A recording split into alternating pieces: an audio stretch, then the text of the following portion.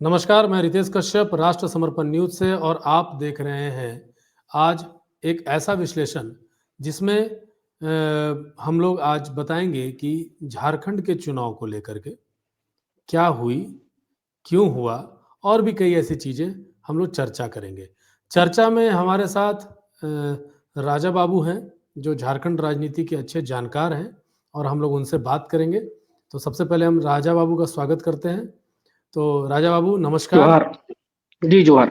हमको बताइए कि क्या स्थिति है झारखंड में चुनाव हुआ, इंडिया गठबंधन की सरकार बन गई, जेएमएम के फिर से मुख्यमंत्री हेमंत सोरेन रिपीट हो गए, भारतीय जनता पार्टी पूरे जोर शोर से दम लगा रही थी कि हम तो इस बार आ ही जाएंगे, कोई माई का लाल रोक नहीं सकता है।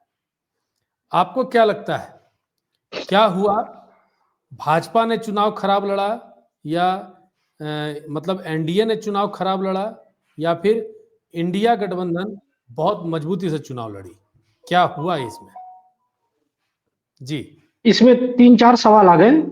तो सबसे पहले मैं छोटी से शुरुआत करता हूँ। बीजेपी के गठबंधन के एक साथी हैं आजसू, जो 10 सीटों पे चुनाव लड़ रहे थे। जी उनका प्रदर्शन निराशाजनक रहा, सबसे पहला पॉइंट। दूसरा पॉइंट कि जो उनके वोट बैंक थे, यानी कि जो आजसू के वोट बैंक थे, महतो वोट, जिसको कुर्मी बोला जाता है, कुर्मी समाज का वोट, वो पूरी तरीके से टूट कर उनके साथ में ही एक और पार्टी नहीं आई, जेएलकेएम, उनके साथ शिफ्ट हो गई, जिसके कारण बहुत सीटों पे भारी नुकसान हुए हैं। सही सीटों बात। की संख्या लगभग ऐसे तो कहा जाए तो 14-15 होंगे। दूसरी बात, आपने दूसरा सवाल पूछा कि बीजेपी और ने चुनाव कमजोर लड़ा या फिर जेएमएम ने ज्यादा अच्छा चुनाव लड़ा। तो जी बीजेपी ने चुनाव बहुत बेहतरीन तरीके से लड़ा है, इसमें कोई दो राय नहीं है। हेमंत बिश्व शर्मा हो, लक्ष्मीकांत वाजपेयी जी हो, या फिर पूर्व मुख्यमंत्री शिवराज सिंह चौहान। एक पूर्व मुख्यमंत्री, एक वर्तमान मुख्यमंत्री और एक राष्ट्रीय अध्यक्ष रहे हुए हैं पार्टी के उत्तर प्रदेश में। तो संगठन वाले तीनों व्यक्ति थे, तीनों ने बेहतरीन चुनाव लड़ा है, तो उसमें कोई दो हाँ राय नहीं है। हार के कारण पर चर्चा की जाएगी तो सबसे पहला कारण मेरा होगा कि 25 सीटें पिछले बार बीजेपी को मिली हुई थी और इस बार बीजेपी को 21 सीटें मिली हैं। उस 21 सीटों में बीजेपी ने 11 नई सीटें जोड़ी है। ध्यान दीजिएगा इस बात पे, 11 नई सीटें बीजेपी लाई है, यानी कि आप जो 25 सीटें पिछले बार आप जीते हुए थे, अगर उसमें ये 11 नई सीटें जुड़ती तो 36 का आकर आपका पहुंच गया रहता। लेकिन आपके जो 11 नई जुड़े हैं, इसके बदले आपके 14 पुराने हारे भी तो हैं, ये भी तो देखिए। हाँ तो आपने जो, और बीजेपी ने क्या किया था, जमुआ वाले विधायक जी केदार हाजरा चले गए थे पार्टी बदलकर। हाँ उज्जवल दास जो थे, वो किशुन दास के पुत्र थे, उनको टिकट दे दिया यहाँ पे। तो तारा वो देवी को इंद्रदेव महतो की जगह टिकट मिला। तो बीजेपी ने कहीं भी कोई टिकट काटा नहीं था, सेम टिकट रिपीट कर दिया था। गेटिंग सेटिंग जो विधायकों का वो होता है ना, उसी के ऊपर। तो मेरा मानना है यही कारण है। जैसे इसमें जो हारने वाली जो जो 14 सीटों पे आपने बोला है कि लगभग 13 या 14 सीटों पर जयराम ने डेंट कर दिया, ठीक है? तो जयराम डेंट करने वाला था, ये बात का अंदेशा भाजपा वालों को नहीं हुआ होगा? आज सुबह ही मुझे मुझे किसी से बात हो रही थी, एक वरिष्ठ व्यक्ति हैं, तो वो बोल रहे थे कि उन्होंने बताया मुझे कि बीजेपी को पहले से यह अंदेशा था, इसीलिए जयराम महतो को बुलाया गया था उनसे मिलने के लिए। लेकिन उसके बाद उन्होंने ज्यादा इसके बारे में चर्चा नहीं किया उन्होंने, तो मैं भी इस बारे में ज्यादा उनसे नहीं पूछा। अगर बीजेपी को अंदेशा था तो फिर आंसू को 10 सीटें देने की कोई विषय ही नहीं बनता था। फिर आंसू को 10 सीटें दिया क्यों गया? आंसू 10 सीटों पर चुनाव लड़ती है। रामगढ़ में जहां पे पनेश्वर महतो 65,000 70,000 के आसपास वोट ले जाते हैं, उसके 70,000 बगल के वोट। सीट, हाँ 70,000 वोट, उसके बगल वाले सीट से बड़का गांव से भले बीजेपी जीत जाती है 32,000 से, लेकिन वहां पे भी जो उनके उम्मीदवार थे वो वहां पे भी 20,000 से ज्यादा वोट लाते हैं। बेरमो में खुद बेरमो में खुद दूसरी सीट से लड़ते हैं जयराम महतो और दूसरे स्थान पे रहते हैं। उसी के बोकारो की एक और सीट है, जो ये जीते हैं 231 वोट से अपने तिवारी जी, तिवारी निर्मल महतो, महतो। हाँ निर्मल महतो। तो ये 231 से जीते हैं। वहां पर भी JBKSS सॉरी JLKM की बात कर रहे हैं, तो JLKM वाले 71,000 वोट ले आए वहां भी। तो आप हमको ये लगता है देखिए कि ना कि आजसू एक के विधायक थे लंबोदर महतो। हम पहले ये जानना चाहेंगे किन किन सीटों पर JLKM की वजह से भाजपा की हार हुई। एक तो बताया आपने रामगढ़, उसके बाद आया आ जाइएगा आप गोमिया, चंदन चंदन क्यारी, उसके बाद गोमिया, आता है गोमिया, उसके बाद आता है बेरमो, है ना, बेरमो। है ना। हम्म। और ऐसी कौन सी सीटें हैं जिनकी वजह से ऐसी हार। बहुत सारी सीट है। जुगसलाई देख लीजिए आप। जुगसलाई। जुगसलाई में जुगसलाई में 43,000 वोटों से जीते हैं मंगल करांडी। हम्म। जुगसलाई वो सीट है, शायद मुझे जहां तक जुगसलाई ही है वो। मंगल हाँ करांडे जीते हैं। और उनके जो ये जेएलकेएम के जो प्रत्याशी हैं उनको लगभग 41-42 हजार के आसपास वोट आई है। ठीक है। 77,000 वोट आई है राम सिहास को। ठीक है। तो ओवरऑल कहानी ऐसे है कि सिल्ली भी आप देख लीजिए क्या हुआ। ये आपका बोकारो का भी बात करिए। हाँ, तो बोकारो बोकारो। मैं आ रहा था, उसी में आ रहा था। हाँ बोकारो जिले में 4 सीटें आती हैं। अब चारों हाँ पे स्थिति देख लीजिए ना, क्या स्थिति है। चारों के चारों सीटें पर जेल के मिनिंग का सफाया कर दिया। बीजेपी बिल्कुल। चारों सीट हार गई। जो हाँ। बीजेपी पिछले बार वहां पे एक तरीके से एक हम्म, बेरमो छोड़ दिया जाए, जो अनूप सिंह या बोले तो जयमंगल सिंह के अलावा बाकी सारी सीट बीजेपी रखी हुई थी अपने पास, वो सारी हम्म। सीटें वो हार गए। लंबोदर महतो जीते हुए थे आजसू से ही। खिजरी में भी, ठीक है, खिजरी में भी समुंदर पाहन जी जो है 27,030 वोट लाए हैं। जी जी और ये यहाँ पर से हारे हैं राम कुमार पाहन 29,000 वोटों से। जी जी जी जी, बिल्कुल खिजरी, बिल्कुल। है ना। खिचड़ी में भी, हाँ, जी जी। हम अभी जेल कैंप पे ही चर्चा करेंगे कि जेल कैंप कितना डेंट कहाँ कहाँ किया है।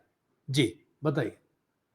तो और कांके का ऐसे कहा। बहुत, ऐसे वो कांके कांके की बात कर रहे हैं। 1990 से बीजेपी ये सीट जीतती आई है।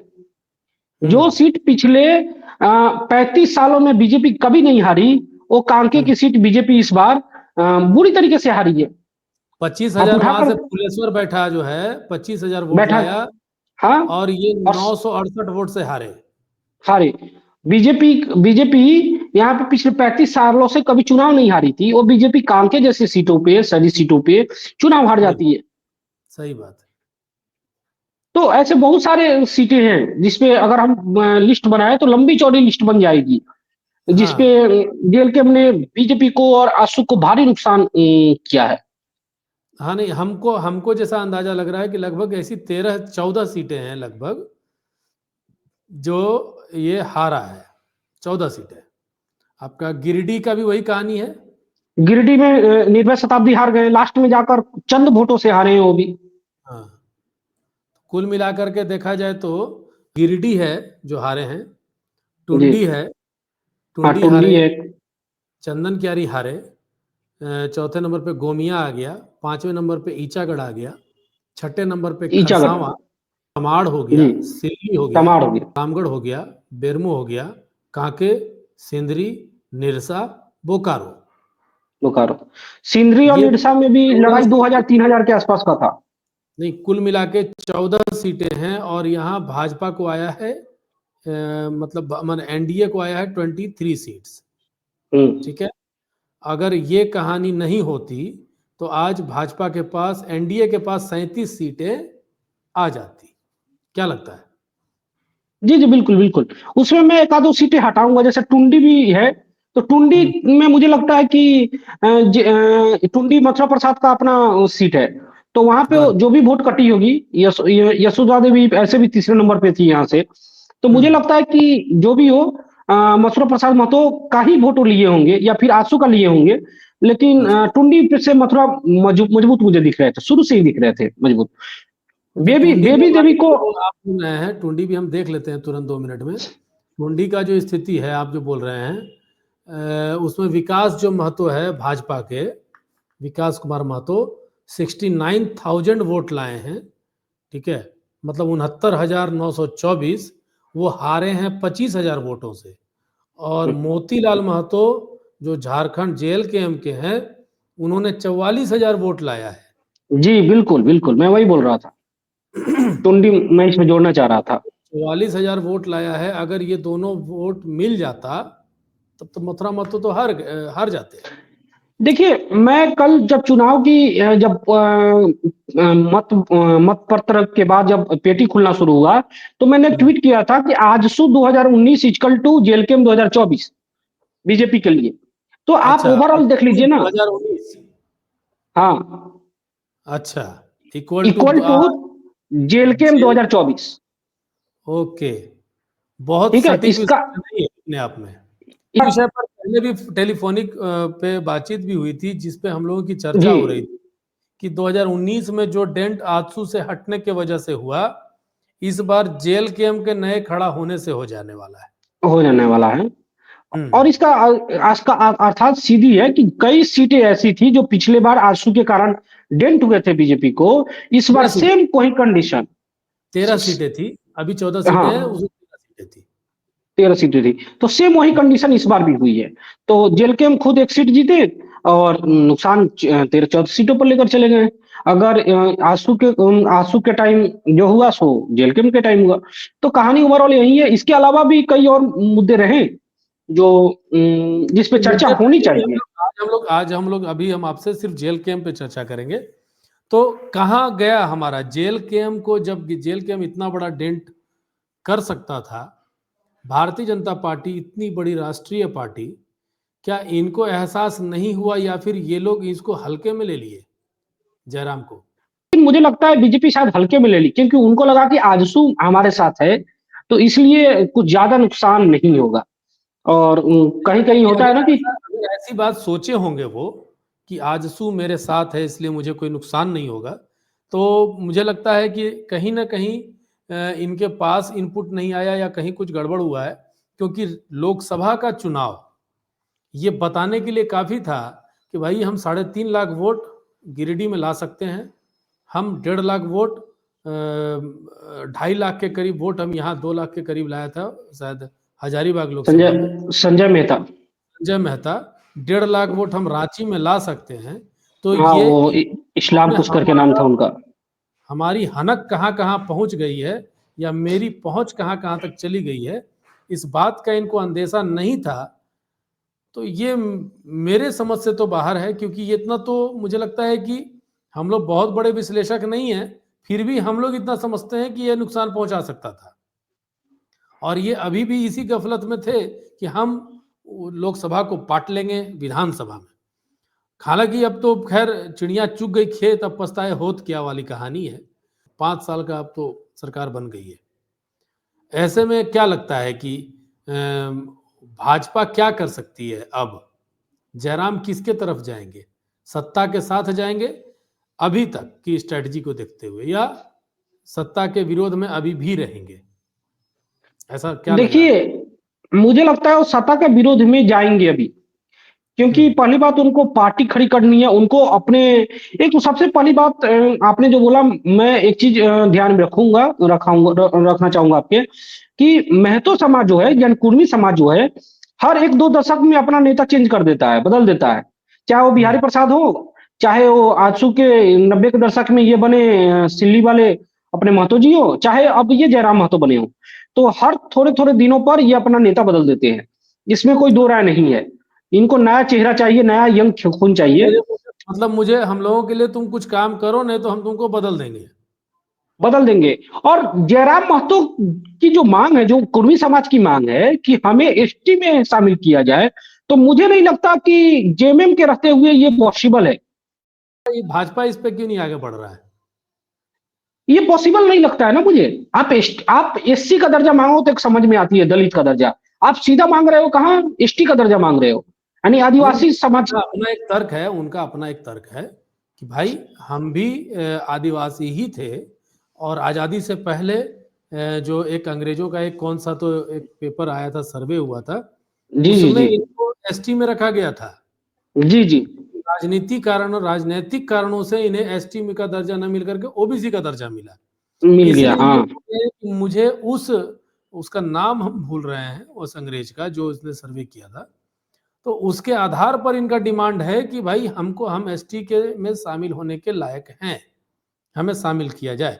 एससी का दर्जा वो दूसरा एंगल हो गया, एससी का क्यों नहीं मांग रहे, लेकिन एसटी का मांगने के पीछे वो अपने आप को जनजातीय समाज से नजदीक मानते हैं, इसलिए वो बोल रहे हैं कि हम एसटी हैं। मेन बात जी, यही जी, है। ये खबर मैंने भी पढ़ा हुआ था जो आप बता रहे हैं कि ये जी। अंग्रेजों के समय में इनको एसटी में एसटी समाज के उसमें डाला गया था। और यही हाल आप बंगाल में भी देखे होंगे कि बार-बार ट्रेनें रोकी जाती है कुर्मियों के द्वारा या फिर महतो द्वारा, माँग लगातार की जाती है कि हमें एसटी का दर्जा मिले। उनकी माँग जो होती है वो लगातार हमेशा वहाँ आंदोलन होता ही रहता है इसको लेकर। अब आपको तो क्या लगता है यही कि भविष्य में भाजपा की राजनीति का क्या रंग देखने को मिलेगा, क्योंकि अब तो यही विपक्ष में है और सत्ता वालों को तो अब 2500 रुपये देना है, जो जो घोषणा किए हैं वो लोग देंगे, बहुत सारी चीज़ों की घोषणाएं हुई हैं इस बार भी। तो खैर अब उनके पास चैलेंज है कि इन इन घोषणाओं को कैसे पूर्ति करेंगे। भाजपा को अब क्या करेगा, भाजपा क्या कर सकती है, इसका क्या आपको लगता है? मैं दोनों का छोटा-छोटा जवाब दूँगा। वो हाँ। 2500 रुपए हो, चाहे बिजली बिल माफ़ का हो या फिर जो भी इनका जो वादा है, मुझे नहीं लगता है झारखंड जैसे छोटे राज्यों में उतना संसाधन है, कोयला के अलावा, कि आप उसको पूर्ति कर सकते हो। एक तरीके से ये कोई भी पार्टी आती, बीजेपी आती या फिर जेएमएम आए, हुँ। ये एक तरीके से बोझ है, कर्ज का बोझ बढ़ जाएगा झारखंड के ऊपर। मतलब दूसरी कुल बात मिला कि के बीजेपी, जुमला दिखाई दे रहा है आपको। बिल्कुल, मुझे खुली तौर पे जैसे 15 लाख वाला था, उसी तरह ये भी है। हुँ। मैं ये भी कहूँगा कि 15 लाख वाला दूसरे सेंस में था, लेकिन था वो भी जुमला ही एक तरीके से, और ये भी देखिए एक तरीके से 15 जुमला लाख ही वाला लगता है। खैर हाँ। आगे, हाँ, वो तो नैरेटिव उम, बनाने वाली बात है, विपक्ष कैसे जी, जी, किसी जी। जी, जी। और दूसरी हुँ, बात क्या है, आपने पूछा कि बीजेपी क्या करेगी? तो मुझे हुँ, लगता है बीजेपी को फिर से शुरू से अपनी संगठन बनानी चाहिए, उन लोगों को मौका देना चाहिए, जो ज़मीनी लेवल पे हैं, जो उनके लिए मेहनत कर रहे हैं। ऐसे लोग हुँ। नहीं जो नेताजी का पैंट पकड़ कर नीचे खींच दें और पद पालें। ऐसे लोग नहीं जो नेताजी के बेटे हैं तो उनको टिकट मिल जाए तो चुनाव जीत जाएँगे। तो ऐसे हुँ। लोगों को बीजेपी ना बढ़ाकर ज़मीनी कार्यकर्ताओं को दे, आदिवासियों को ज़्यादा से ज़्यादा मौका दे, दलितों को ज़्यादा से ज़्यादा मौका दे। अब बताइए पिछले बार बीजेपी 28 सीटें जो है आदिवासियों के लिए, उसमें 2 सीटें जीती थी, तोरपा और खूंटी। इस बार नीलकंठ मुंडा जो 6 बार से लगातार चुनाव जीत रहे थे, अविभाजित झारखंड से चुनाव जीत रहे थे वो, और हुँ। झारखंड जब से बनी है तब से वो चुनाव नहीं हारे। वो नीलकंठ मुंडा पहली बार बड़े अंतर से हारते हैं, और उनके जिले की दोनों सीट जो पिछले बार बीजेपी पूरे आदिवासी में से 2 ही सीट जीती थी, इस बार वो दोनों भी चली जाती है। मात्र सरायकेला से पूर्व मुख्यमंत्री चंपई सोरेन चुनाव जीतते हैं।